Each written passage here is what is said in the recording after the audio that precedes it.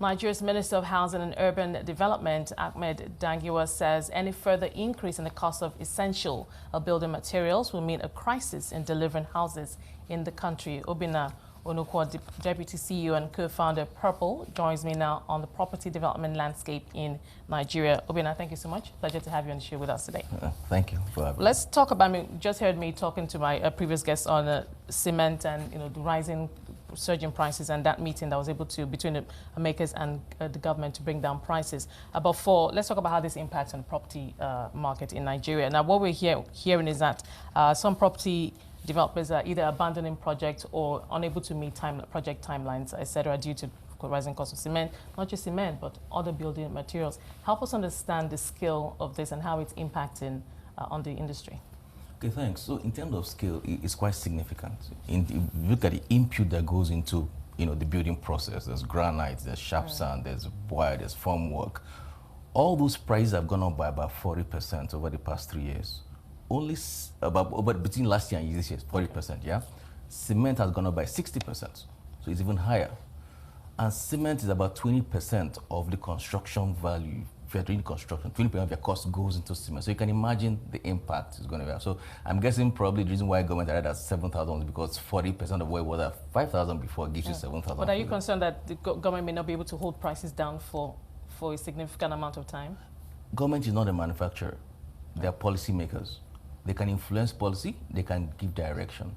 But unless there's a significant policy change and that happens immediately, I don't see that impacting on prices. Because the people that are producing have their own input factors that they have to put into place.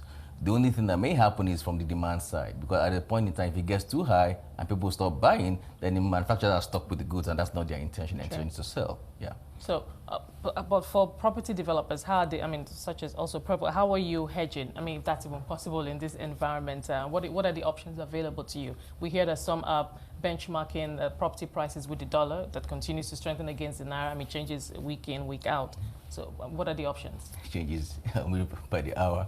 I think the thing about it is that for us, we have to take a look at where we are going in the long term, look at the value chain, and look at several things that we could do to mitigate the cost without passing necessarily cost to the customer. So for us as a group, what we've decided to do is, okay, look at how we can get directly involved in the procurement process.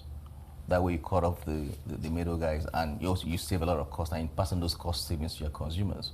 Also look at how you can carry the customers along in terms of what's going on in the market. Everybody knows what's going on in the market, but it's the point that you communicate and they address their concerns. As you address that and get the buy-in and you're able to deliver on time, you get to keep those ones as well. Then we also need to engage the government, right, the state government and co, in terms of how we can get approval moving in faster. But what is the level of that engagement in the first place? I think the engagement for us is unique and it's very good for us. I may not be able to say for others, but I believe that for you to make it in the market and real estate space, you have to engage the government. And is that important? Because real estate is the fourth biggest sector in our country. It's about 9% of the GDP, right? But it's the second highest employer of labor after agriculture.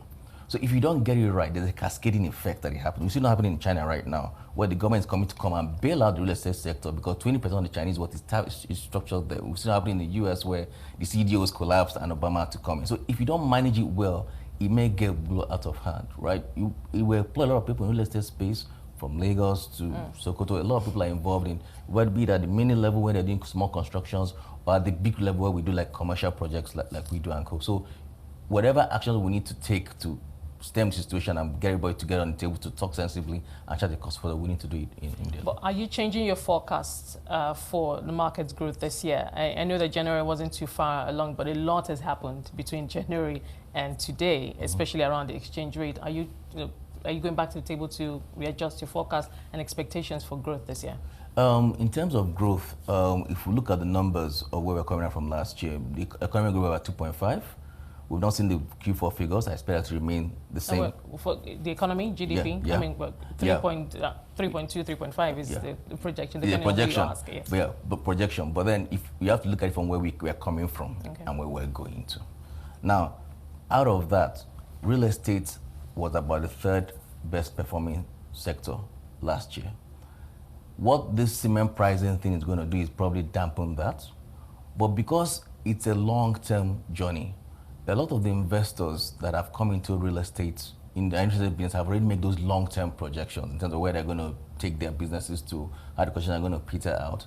Therefore, I expect this to impact more on the smaller end of the spectrum, the smaller players, who may not have the capacity and the balance sheet to withstand those holdings. So if you're a small-time guy, you're doing 1, 2-story apartments and something happens along the line, you probably shelf, you know. And it's interesting you say that, because we're also hearing that, I mean, diaspora investments now, they're not so keen as they used to be. And maybe you could confirm that. I mean, Nigerians in the diaspora, obviously building, construction, maybe for rental income, etc., was, you know, was big. But we're hearing that that is changing. Is that correct? I think it's not in terms of change, it's moving in terms of realignment of expectations. Because if the diaspora people are looking at, you know, the economy, looking at where the dollar rate is going, they're going to be indexing the expectations in terms of where the rate is vis-a-vis their investments. We've not seen, for example, we've not seen a significant pullback from diaspora, right? Because a lot of them still want a piece of Nigeria in their portfolio. The question is, who are you working with? Who are the partners that are working with to deliver, and their capacity to deliver despite the headwinds? So we believe that the strong guys that have strong balance sheet, that have deep pockets in the market, were able to weather that storm. I'm more concerned about the middle players and what they should be doing to you know, to be able to, you know, further it down. What should they be doing? I think they should be exploring partnerships. Okay. Because if you're able to explore active collaborations, right, then you're able to share risk. It is that risk that you carry on your own that depresses, you know, your business. But if you're able to partner and share that risk, then, you know, there's the way forward. And if you're able to do that, probably over the next 18 months, things should be able to peter out. Then you can go back to what you were doing previously. Well, it's hoping for more progress in the sector. Thank you so much, Ubina, for sharing that insight with us. Ubina Onukwa, Deputy CEO and co-founder of Purple.